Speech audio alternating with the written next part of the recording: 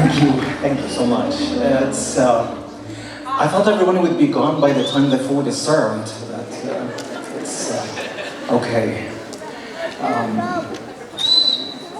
The song just played is by Joni Mitchell. The first time I listened to this song was while watching a movie, Love Actually, of my friend Ahmed, there in the audience. Emma Thompson in that movie discovers that her husband is cheating on her because she found him in the jewelry section at a department store buying a necklace. It was Christmas time, and by the time for exchanging gifts, she knew what the gift would look like because she saw him actually wrapping it. And he didn't, of course, tell her. And when she unwrapped the gift, it was a CD by Joni Mitchell. Joni Mitchell's song is called Both Sides Now. In this song,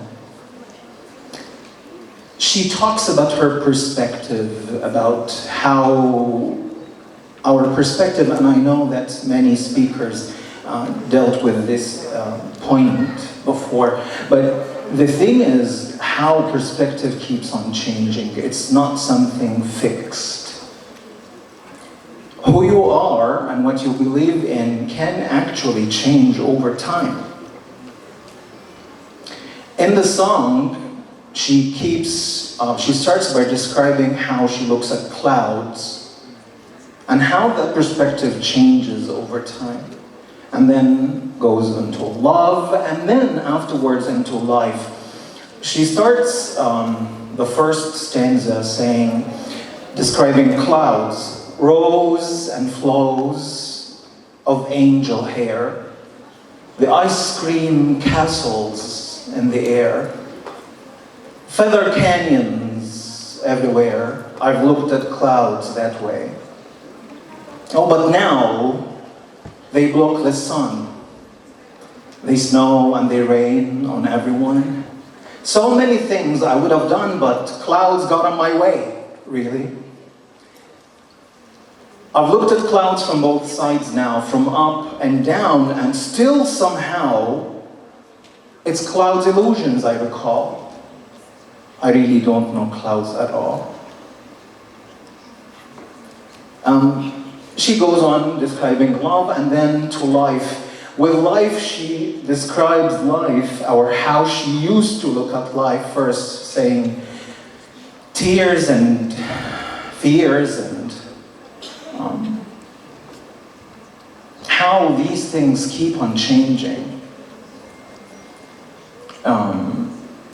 But the thing here is, do we stop to ask ourselves what we believe in right now? In a world where social media and the content in the social media is something to underline and highlight here, we need to focus on what we see, what we hear, because this is what we are, this is who we are. We're consumed by these things, so we should be picky.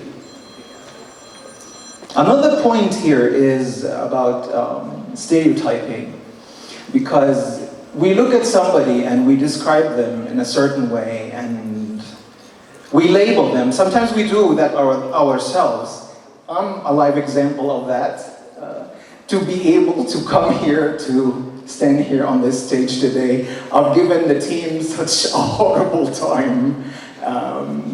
Yes, no, yes, no, yes, no, maybe. And thank you for bearing with me so that I've come and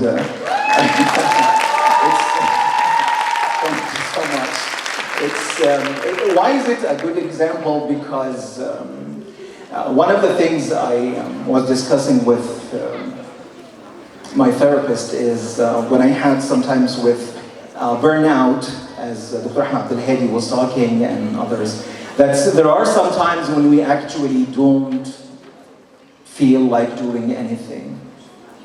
And it's those times that we need to question everything, challenge all the thoughts that we have. It's described sometimes as this inner saboteur in our heads. That voice that tells us that we're not good enough. Some of us have that voice, and it's no good. I know. But it's that time that you start to question yourself and question all of your assumptions. That's the word, because assumptions are not facts. What I assume, what I think one thing to be, doesn't have to be the fact. It's my point of view, which might be faulty, which might be flawed, and I need to check it by just stepping 1 or 2 steps backwards and see, well, what do you think? This is one of the things. I was the shy kid at school. My sister's here and she knows this very well. And if you would tell me back then that I'd be a speaker at such an event, that I would be, thank you so much, thank you. If you tell me that I'll be a teacher and my job is to stand in front of a class every day, and that's my job, well, thank you very much, no, but things do change. So, another station in my life when I questioned things and it really worked was while I was working on some of my studies, and it got to the point when I was really, really burned out. And then luckily, I had a friend, a colleague who used to work here long ago. She's here also in the audience. And she was a beacon of positivity. Okay, let's see, what do you have? What's the problem? What can we do? How can we solve this? And then I stopped and I asked myself, because I used to quit a lot of things, if it reaches the brim and I don't know how to cope, then, so for her, I'm very grateful for giving that positivity so that I can actually challenge my thoughts and reach the point where I can actually change to the better. So, briefly, just question your thoughts, challenge them, because their assumptions are not facts. And it's not always all or nothing. That's one thing I used to do before. Perfectionism. If you're a perfectionist, you really suffer. So it's not always all or nothing. Sometimes you have to choose your battles. Question your thoughts. Who you are changes. So don't label yourself and play the victim. Thank you very much.